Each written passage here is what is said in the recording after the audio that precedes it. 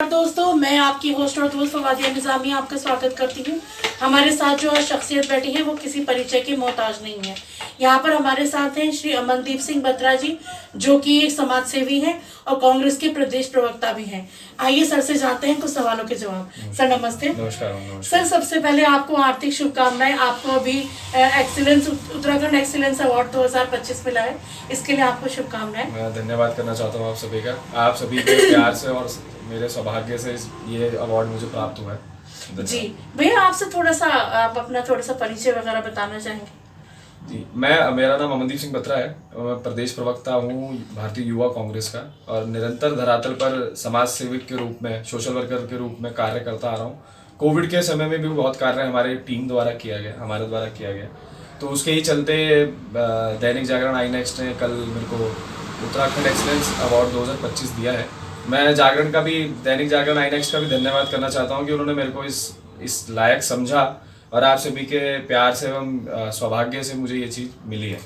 जी भैया, आपसे एक बात जानना चाहते हैं, क्योंकि आप एक समाज सेवी भी हैं, तो आपने भी ये चीज़ महसूस करी होगी कि हाल ही में जो हमारे उत्तराखंड में मतलब क्राइम रेट जो है वो बढ़ता ही जा रहा है। आपका परिवार भी यहाँ पे बहुत लंबे समय से रहता है, तो सर आप थोड़ा सा इस बारे में कुछ कहना चाहेंगे? देखिए, बिल्कुल ये बहुत चिंता का विषय भी है, क्योंकि क्राइम रेट जिस प्रकार से निरंतर उत्तराखंड के अंदर बढ़ रहा है, ये सोचने वाली बात है और सोचना चाहिए गवर्नमेंट को, क्योंकि गवर्नमेंट कहीं ना कहीं इन चीज़ों पर ध्यान देगी, चर्चा करेगी, तभी हमारे यहाँ क्राइम रेट कम होगा। क्योंकि हम आए दिन देखते हैं, कभी तो हमारे यहाँ रेप केसेस बढ़ते जा रहे हैं, हमारी महिला सुरक्षित नहीं है, हमारी लड़कियां सुरक्षित नहीं है।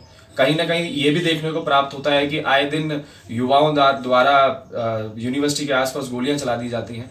तो कहीं ना कहीं क्राइम रेट जिस प्रकार से बढ़ रहा है, ये उत्तराखंड के लिए बहुत चिंता का विषय है। क्योंकि हमारा युवा, मैं खुद युवा हूँ, मैं ये समझता हूँ कि युवा जिस और जवानी चलती है उस और जमाना चलता है। तो हमारी जवानी गलत राह पर अगर जा रही है तो कहीं ना कहीं सरकार को सोचना चाहिए और इन चीजों पे अनुकांश लगाना चाहिए कि कहीं ना कहीं हमारे यहाँ क्राइम रेट को कम किया जाए। जी, अब बहुत अच्छी बात आपने बताई। भैया, एक बात आपसे और जानना चाहूंगी, जैसे आपने भी ये चीज़ महसूस करी होगी, हमारे देहरादून में नशे का कारोबार दिन प्रतिदिन बढ़ता ही जा रहा है। युवा अलग अलग तरीके से नशे में पड़ते जा रहे हैं और मतलब थोड़ा सा, तो सर आप हमारे चैनल के माध्यम से उन युवाओं से या उनके माता पिता से कुछ कहना चाहेंगे? देखिए, मैं एक सबसे बड़ी बात अभी मैंने जैसे बोली, जिस और जवानी चलती है उस और जमाना चलता है, इसमें कोई दोहराई नहीं है। और हमारा युवा हमारे प्रदेश का भविष्य है, हमारे देश का भविष्य है। और कहीं ना कहीं मैं युवाओं को आपके चैनल के माध्यम से ये कहना चाहूंगा कि ये जो नशा है, ये नशा आदमी को बर्बाद करता है, ये कोई आबाद नहीं करता है किसी। ये नशा जो होता है, नशा को रोकने के लिए देखिए माँ बाप जहाँ सख्ती करते हैं वो ठीक है, लेकिन कहीं ना कहीं युवाओं को अपनी सराउंडिंग को चेंजेस करना पड़ेगा, जिससे युवा ऐसी सराउंडिंग में आए या युवा हमारे धरातल पर आके हमारी टीम के साथ जुड़कर आप लोगों के माध्यम से जनहित में सेवा करे, जनहित में लोगों के साथ मिले जुले। तो ये चीज जो है कहीं ना कहीं हमारे प्रदेश को आगे बढ़ाने का कार्य करेगी। हमारी देखिए देवों की भूमि है, हमारी देवभूमि जिसको हम कहते हैं, और देवों की भूमि में अगर निरंतर इस प्रकार के कार्य होते हैं, कथन होते हैं, तो हमारे लिए दुर्भाग्य भी है और हमारे लिए बहुत चिंता का विषय है। सही बात है। सर, आपसे एक सवाल और पूछना चाहूंगी, जैसे अभी हाल ही में जो आतंकी घटना हुई जिसने पूरे देश को हिलाकर रख दिया था, तो मतलब सर उस टाइम पे हर कोई मतलब अपने अपने तरीके से उसको, मतलब जैसे अलग अलग जुलूस वगैरह, प्रदर्शन वगैरह चल रहे थे। आप भी कांग्रेस परिवार का हिस्सा हैं, तो सर आप थोड़ा सा इस बारे में कुछ कहना चाहेंगे? बिल्कुल कहना चाहेंगे। देखिए, हमारे जब भी हमारे देश के ऊपर किसी देश ने गलत आंख रखी है तो उसको हमारे देश ने मुंह तोड़ जवाब देने का कार्य किया है। और मैं मानता हूं कि आज भी हमने उनकी जवाब, जो उनका सवाल था उसका जवाब हमने दिया है ऑपरेशन सिंदूर के तहत। तो ये हमारे लिए बहुत, मैं समझता हूं कि आज हम ये कहते हैं कि हमारे देश के ऊपर अगर कोई आंख उठा के देखेगा तो हम उसको, उसके देश में जाकर उसको जवाब देने का कार्य हमारा भारत करता है।